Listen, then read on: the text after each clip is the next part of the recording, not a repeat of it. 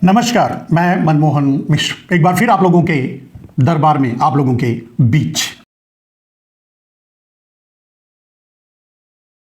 दोस्तों, सबसे बड़ा सवाल नरेंद्र मोदी का इस्तीफा कब आएगा, इसका ऐलान कौन करेगा, इसको सार्वजनिक कौन करेगा, इस पर प्रकाश डालेंगे जो कि बहुत जल्द आपके सामने आने वाला है। उससे पहले कुछ बातें कर लेते हैं मेरे दोस्त। नरेंद्र मोदी के इस्तीफे के लिए तो भारत तड़प रहा है। कम से कम हम जैसे लोग तो तड़प ही रहे हैं, या जो त्रसित हैं, ग्रसित हैं, पीड़ित हैं, दुखी हैं, वो तो तरस ही रहे हैं नरेंद्र मोदी के इस्तीफे के लिए। और मैं नहीं समझता कि नरेंद्र मोदी के इस्तीफे के अलावा भी कोई और रास्ता है जो भारत के संविधान को बचा सकता है, भारत की एकता और अखंडता को बचा सकता है, भारत की अस्मिता को बचा सकता है, भारत को बचा सकता है। ऐसा कोई रास्ता नहीं है नरेंद्र मोदी के इस्तीफे के अलावा। उसकी प्रतीक्षा हर लोग कर रहे हैं, उसका प्रयास हर लोग कर रहे हैं। किसान से लेकर, नौजवान से लेकर, आम आदमी से लेकर, महिलाओं से लेकर, बच्चों से लेकर, सब के सब नरेंद्र मोदी द्वारा कुचले हुए हैं, सताए हुए हैं, पीड़ित किए हुए हैं। तो उस इस्तीफे की बात, और वो कौन ऐलान करेगा, नरेंद्र मोदी के इस्तीफे का ऐलान कौन करेगा, आप तब तक गैस लगाते रहिए। मैं बताऊंगा नरेंद्र मोदी के इस्तीफे का भी ऐलान कौन और कहां से करेगा, यह मैं आपको बताऊंगा। लेकिन उससे पहले मेरे दोस्त, जेनजी ने एक प्रदर्शन किया। अब उस पर सवाल भी उठ रहे हैं, उस पर शक भी जाहिर किया जा रहा है, लेकिन उसका नेतृत्व कौन कर रहा है, उसके पीछे कौन है, उसके आगे कौन है, ये सारी बातें नगण्य हो जाएंगी जब जेनजी अपने हक को लेकर के मैदान में उतरेगा। और अगर इसमें से, माने जेनजी में से ही, जैसे अभिजीत पर कुछ लोग शक कर रहे हैं, सवाल उठा रहे हैं उनके कुछ क्रियाकलापों और उस पर, अभिजीत का भी पता नहीं लगेगा। भले ही वो फाउंडर है काकरोच जनता पार्टी के, लेकिन उनका भी पता नहीं लगेगा। उन्हें भी नोच डालेंगे काकरोच जिस दिन अपने हक के लिए सड़क पर उतर जाएंगे, जो कि बहुत जल्द उतरने वाले हैं। सवाल यह नहीं कि भारत में श्रीलंका जैसे हालात पैदा हो जाएंगे जो 2022 में श्रीलंका में हुआ, या सवाल यह नहीं है कि बांग्लादेश जैसे हालात पैदा हो जाएंगे जो 2024 में बांग्लादेश में हुआ, या फिर 2025 में इंडोनेशिया में हुआ। ऐसे हालात पैदा हो जाएंगे, ये भी सवाल नहीं है। और सवाल ये भी नहीं है कि अपने सबसे पड़ोसी देश, जो अब आपको, मतलब हमको या भारत को आंख भी दिखा, खैर नरेंद्र मोदी तक ही वो सीमित है, तो नरेंद्र मोदी को आंख भी दिखा रहा है, नेपाल में जो हुआ 2025 में, ऐसा भारत में भी हो सकता है, ये भी सवाल नहीं है। क्योंकि भारत एक सुदृढ़, मजबूत लोकतांत्रिक देश है। इस लोकतंत्र को बिगाड़ने के लिए नरेंद्र मोदी को अमेरिका और चीन ने भारत पर प्रधानमंत्री बनाकर थोपा। तो अगर नेपाल, बांग्लादेश, श्रीलंका या इंडोनेशिया जैसे हालात भारत में हो जाएंगे, तब तो अमेरिका भी अपनी चालों में सफल माना जाएगा। इसलिए ऐसा नहीं होना चाहिए और ऐसा नहीं होगा। लेकिन जेनजी नरेंद्र मोदी को इस्तीफे के लिए मजबूर भी करेगा और नरेंद्र मोदी को इस्तीफा देना भी पड़ेगा। अब सवाल उठता है कि रास्ते क्या हैं, किस तरीके से। नरेंद्र मोदी तो एकदम कुंडली मार के बैठ गए हैं, अपनी कुंडली खोलने को तैयार नहीं, अपना फन गिराने को तैयार नहीं, हटने को तैयार नहीं, या दूसरे शब्दों में कहा जाए कि वो शिवलिंग पर चढ़ करके बैठ गए हैं बिच्छू की तरह, वहां से उतरने को तैयार नहीं। और कम से कम शिवलिंग पर से उनको उतारने के लिए कोई जोर जबरदस्ती करना बहुत ही मुश्किल या नामुमकिन है, यह आप भी जानते हैं और हम जानते हैं, हम भी जानते हैं। लेकिन फिर भी यह तो होकर ही रहेगा कि नरेंद्र मोदी जाएंगे, जा रहे हैं, इस्तीफा देना पड़ेगा, इसके अलावा कोई रास्ता नहीं है। लेकिन मेरे दोस्त, वही बताया रास्ते क्या हैं। नरेंद्र मोदी के इस्तीफे के बारे में मैं आपको बताऊंगा, उस पर बात करूंगा। कौन नरेंद्र मोदी के इस्तीफे का ऐलान करेगा, उस पर बात करूंगा। लेकिन आपको पता ही होगा सोशल मीडिया के द्वारा कि इंडिया गठबंधन की बैठक हुई है, शायद दिल्ली में या जहां भी बैठक हुई है, और उस बैठक में लगभग भारत के सभी विपक्षी दल मौजूद रहे हैं, शामिल थे। और उससे कुछ बातें निकल कर आई, कुछ फैसले निकल कर आए। उन फैसलों को अपनी भाषा में आप जानते हैं मैं ना तो पत्रकार हूं और ना किसी पार्टी से जुड़ा हुआ राजनीतिज्ञ। हां, राजनीति शास्त्र का अध्ययन करना, उसकी बखिया उधेड़ना मेरा काम है, यानी रिसर्च करता हूं मैं पॉलिटिक्स पर, खास करके नरेंद्र मोदी की पॉलिटिक्स पर, क्योंकि कभी उनके आसपास ही था और उनकी हर चाल का हमें पता होता है, जो मैं अपने अक्सर वीडियो में बताया करता हूं। मेरे दोस्त, इंडिया गठबंधन की बैठक हुई, उसमें कुछ फैसले लिए गए, 4-5 फैसले, कुछ उसे बड़ा या छोटा जो भी मान लो, लेकिन सारा कुछ इसके पीछे क्या फैसला हुआ वो मैं आपको बताऊंगा। फैसले जो सामने से बताए गए, प्रेस कॉन्फ्रेंस में बोले गए, सार्वजनिक किए गए, वो मैं आपको बता रहा हूं। उसके पीछे क्या है, वो क्या फैसला हुआ, वो भी मैं आपको बताऊंगा। मेरे दोस्त, सबसे बड़ा फैसला तो यह हुआ कि चुनाव आयोग वोट चोरी, नरेंद्र मोदी की धांधली और उनके वोट चोरी के कारनामों को लेकर के सुप्रीम कोर्ट के जज के पास कांग्रेस एक लेटर देगी। परिणाम क्या होगा? 0। आप भी जानते हैं, लेकिन देगी। यह सामने का फैसला है। इसके पीछे बहुत कुछ फैसले हैं मेरे दोस्त। धर्मेंद्र का इस्तीफा मांगना, यह प्रमुखता से कांग्रेस पार्टी, मतलब इंडिया गठबंधन उठाएगा। अब यह सामने का फैसला है। सच यह है कि धर्मेंद्र के इस्तीफे से कोई फर्क नहीं पड़ता, ना देश को ना कांग्रेस को, क्योंकि भारतीय जनता पार्टी यानी मोदी सरकार में जितने भी मंत्री हैं वो 0 हैं, सिर्फ रबर स्टांप हैं, उनकी कोई औकात नहीं है। जस्ट फ्यूज बल्ब लगा हुआ है देखने के लिए, जलने के लिए नहीं। तो उस फ्यूज बल्ब को निकालने या वहां रखने से कोई फर्क नहीं पड़ेगा, लेकिन यह सामने का फैसला है कि उनके इस्तीफे की मांग की जाएगी। लेकिन नरेंद्र मोदी के तख्ता पलट की तैयारी की जा रही है और नरेंद्र मोदी के इस्तीफे की मांग भी की जाएगी और नरेंद्र मोदी का तख्ता भी पलटा जाएगा बहुत जल्द, क्योंकि नरेंद्र मोदी कितनी बड़ी मुसीबत बन चुके हैं भारत के लिए, यह कम से कम हर उस राष्ट्रवादी को समझ में आ रहा है और वो अपने स्तर पर प्रयास भी कर रहा है कि नरेंद्र मोदी से भारत को मुक्त कराना होगा। और मैं समझता हूं कि शायद मुगलों से और शायद अंग्रेजों से जितना खतरा भारत को नहीं हुआ होगा नुकसान, उससे ज्यादा नुकसान नरेंद्र मोदी से भारत को हो चुका है और आगे भी होगा और खतरा है, क्योंकि नरेंद्र मोदी भारत के नहीं है, नरेंद्र मोदी भारत के प्रधानमंत्री नहीं है। Narendra Modi appointed prime minister हैं अमेरिका द्वारा। तो अपने लिए क्या काम करेंगे आप अंदाजा लगा सकते हैं। उनके कार्यकलापों को, उनके कार्यकाल को अगर देखेंगे तो आपको समझ में आ जाएगा। जब भी मैं किसी मुद्दे को उठाता हूं, उसको मैं नरेंद्र मोदी के अमेरिकन होने से जरूर जोड़ता हूं, और बड़े तर्क के साथ, जिस तर्क को कोई काट नहीं सकता। बात आगे की, फैसला लिया गया इंडिया गठबंधन में एक और जो सामने वाली बात है कि देश के हालात पर ऑल पार्टी मीटिंग बुलाने की गुजारिश की जाएगी, और उसका कोई मतलब नहीं, कोई अर्थ नहीं है। मैंने बोला ना कि ये फैसले सिर्फ देखने के लिए, सार्वजनिक रूप से कहने के लिए हैं, ना ही कांग्रेस या बीजेपी या कांग्रेस या विपक्ष के कहने पर, इंडिया गठबंधन के कहने पर मोदी ऑल पार्टी मीटिंग बुलाने वाले हैं, और ना ही कोई निर्णय लेने वाले हैं। या आप भी जानते हैं, हम भी जानते हैं। थोड़ा और अगर आगे बढ़ के देखें तो इस इंडिया गठबंधन में यह भी फैसला लिया गया कि हर 2 महीने में एक बार वो मिलेंगे।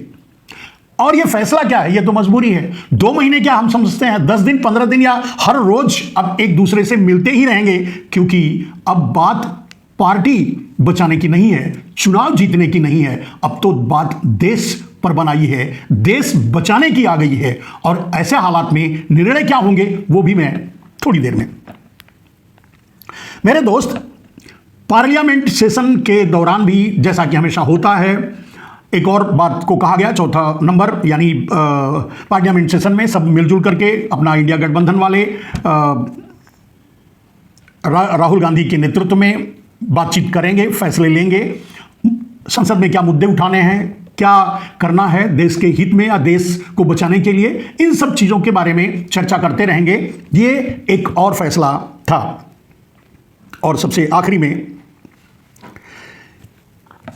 सेशन के दौरान देश के हित के लिए, देश के मुद्दों को लेकर के किसान के मुद्दों को लेकर, मजदूर के मुद्दों को लेकर, युवाओं के मुद्दों को लेकर, शिक्षा को लेकर के, पेपर लीक जैसे मामले ये सब जो सामने हैं उनको लेकर के, मजदूरों के मुद्दों को लेकर के, भारत के विकास के मुद्दों को लेकर के, भारत के एनर्जी अनसिक्योरिटी के मुद्दों को लेकर के बात भारत के सामने भी और संसद के पटल पर भी रखने की कोशिश करेंगे। ये 2-5 मुद्दे उन्होंने अपनी तरफ से सेट किए और ये फैसला लिया गया। मेरे दोस्त, अब बारी आती है असली क्या हुआ मीटिंग में, असल में क्या हुआ और मीटिंग के बाद क्या होगा वो आप जानेंगे।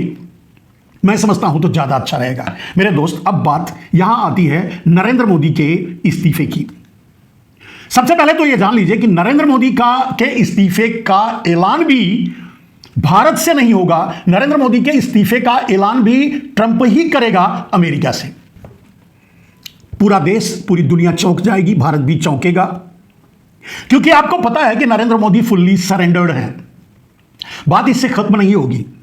इससे तो अमेरिका को जो मिलना है नरेंद्र मोदी से, अब भारत से, और भारत का जो दोहन करना है, भारत के कृषि क्षेत्र का और भारत के विकास को रोकना है, भारत को गुलाम बनाए रखना है, इन सब मुद्दों पर अमेरिका जीतेगा। लेकिन ट्रंप की जीत तो तब होगी जब नरेंद्र मोदी को प्रधानमंत्री की गद्दी से ढकेल कर उतारा जाएगा, बेइज्जत करके, और उन्हें भागने के लिए जगह नहीं मिलेगी। यह असली प्लान है ट्रंप का, और ट्रंप इसी कोशिश में लगा हुआ है। तो निश्चय ही ट्रंप ही ऐलान करेगा नरेंद्र मोदी के इस्तीफे का। और आप तो अच्छी तरह जानते हैं एप्स्टीन फाइल को लेकर और अडानी को बचाने के लेकर अपने पूरे शरीर में स्याही लगा करके उसके कागज पर लौट गए। ट्रेड डील, यानी वो जो कहा वो सब मान लिया। और वैसे भी जब से नरेंद्र मोदी आए हैं भारत में, भारत के सारे बड़े फैसले, अंतरराष्ट्रीय फैसले, हम तेल कहां से खरीदेंगे, हम दाल कहां से खरीदेंगे, हम और सामान कहां से खरीदेंगे, हम हथियार कहां से खरीदेंगे, हम आगे क्या करेंगे, सारे फैसले ट्रंप लेता है, यानी अमेरिका लेता है। भारत का कोई अस्तित्व बचा नहीं है ट्रंप और मोदी के नजरिए से। ट्रंप और मोदी को अगर ध्यान में रखकर देखेंगे तो भारत का कोई अस्तित्व नहीं बचा है। नरेंद्र मोदी ने भारत को पूरी तरह से गिरवी रख दिया है। रुपया गिरता जा रहा है, उससे ज्यादा तेजी से नरेंद्र मोदी का कद भी गिरता जा रहा है, मान सम्मान भी गिरता जा रहा है। नरेंद्र मोदी एक व्यापारिक एजेंट या दलाल या जो भी कहिए, एक बिजनेस ब्रोकर या कुछ भी, इससे ज्यादा उन्होंने उनका अपना व्यक्तिगत उनकी अपनी व्यक्तिगत छवि दुनिया में नहीं है। भारत के प्रधानमंत्री के रूप में कभी वो दुनिया के किसी कोने में भी एक बार भी नहीं गए हैं, और ना ही भारत में ही रहकर भारत ऐसा कोई फैसला लिया है जिससे भारत के आम नागरिकों पर, आम आदमी पर किसी भी तरह की राहत मिल सके, उनके हित में कुछ काम हो सके। या यूं भी कह सकते हैं मेरे दोस्त कि नरेंद्र मोदी जिन वादों को करके चुनाव जीते और 2014 में प्रधानमंत्री बने, उसको ही उन्होंने जुमला साबित कर दिया। उसके बाद भी वो जीतते जा रहे हैं। तो ये कहने की जरूरत नहीं है कि सब कुछ चोरी का खेल है। ये सारी बातें स्पष्ट हैं। लेकिन मेरे दोस्त, कहने का अर्थ यह है कि अब इंडिया गठबंधन तैयार है अगली लड़ाई के लिए, यानी नरेंद्र मोदी को भगाने के लिए, यानी नरेंद्र मोदी का फैसला करने के लिए, नरेंद्र मोदी का इस्तीफा सार्वजनिक करवाने के लिए। और यह काम भी, ये जो भी समझ लीजिए पुण्य पाप, यह काम भी ट्रंप ही करेगा, जैसा कि वो पहले करता आ रहा है। चाहे सीज फायर हो, चाहे बाकी सब कुछ आप जानते हैं और सबको मैं आपके सामने बता चुका हूं। अब आते हैं उस मुद्दे पर मेरे दोस्त, नरेंद्र मोदी के फैसले की बात आपके सामने क्लियर है। नरेंद्र मोदी बहुत ज्यादा दिनों तक राजनीति में नहीं रह पाएंगे, बहुत कम दिनों के मेहमान बचे हैं राजनीति में नरेंद्र मोदी, यह तय हो चुका है। लेकिन बात इसके बाद क्या है मेरे दोस्त, और इसकी तैयारी क्या है इंडिया गठबंधन की तरफ से।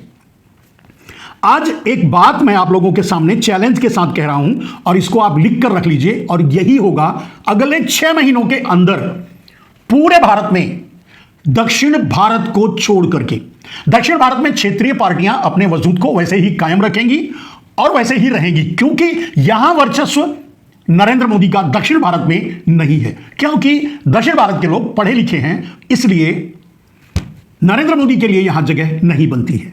नायडू तक सीमित हैं, जो सीमा अब टूटने वाली है। और कभी भी यह गठबंधन, यानी इंडिया गठबंधन से वो माफ कीजिएगा, एनडीए गठबंधन से कभी भी नायडू बाहर आ सकते हैं। सरकार गिरे सरकार चले वो अलग बात है। नायडू गठबंधन, एनडीए गठबंधन में घुट रहे हैं, या यूं समझिए कि वो खुद सोच रहे हैं कि उन्हें बांध कर रखा गया है, अपने आप को पस्त महसूस कर रहे हैं, गिरवी महसूस कर रहे हैं। या यूं कह सकते हैं कि अब उनकी अंतरात्मा जाग रही होगी। इतने दिन तक जो कर चुके देश के साथ, वही बहुत बड़ा देशद्रोह था। इसके बाद शायद वो ना करें और किसी भी समय एनडीए गठबंधन से अलग होने का फैसला ले सकते हैं नायडू।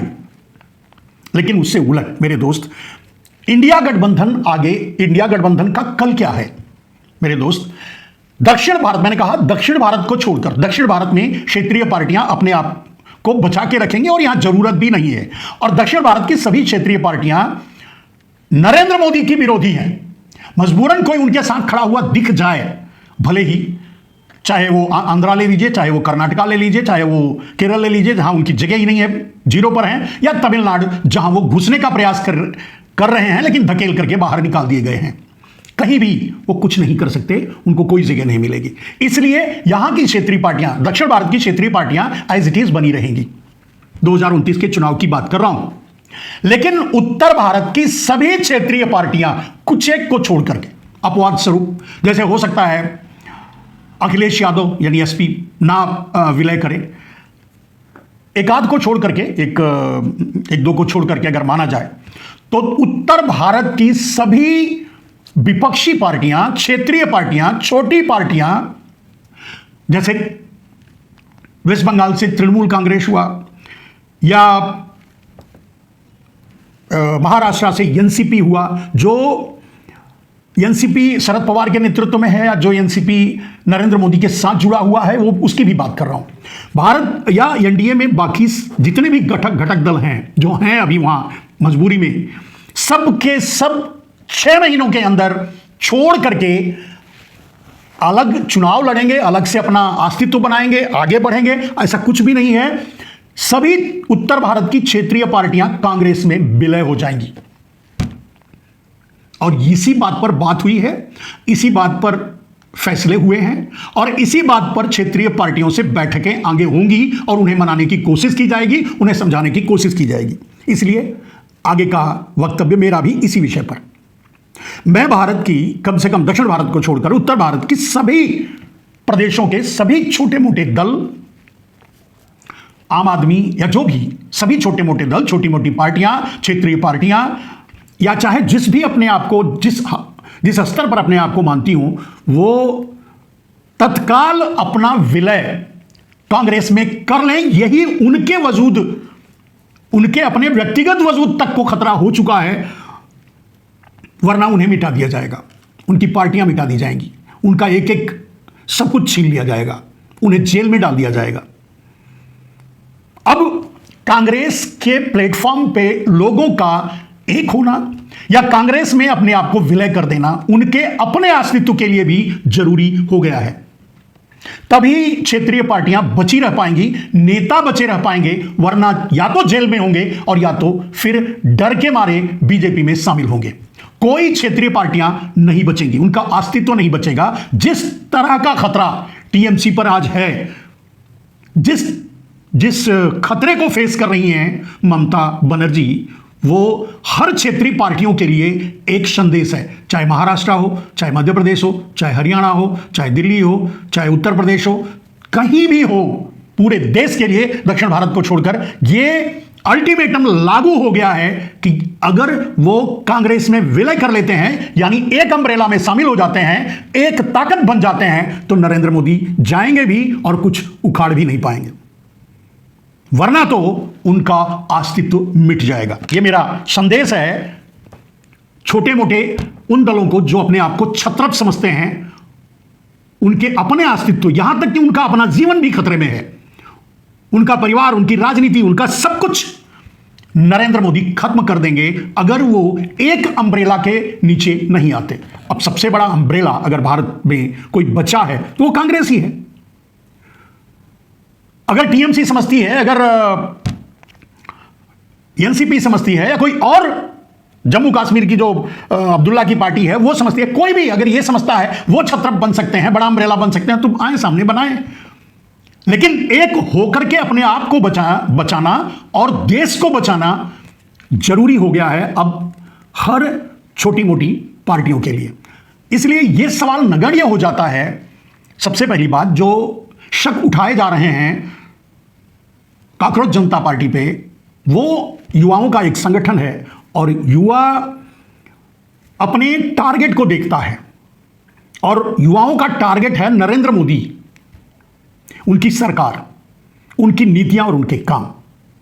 और उसको खत्म करने के लिए नेता हो सकता है विजेत बिक जाए, हो सकता है उसमें और दो चार जो सामने आ रहे हैं बिक जाएं, हो सकता है कितने भी परिवर्तन आ जाए, लेकिन वो भीड़, वो जेनजी का मूवमेंट और वो जेनजी का टारगेट कभी नहीं बदलेगा।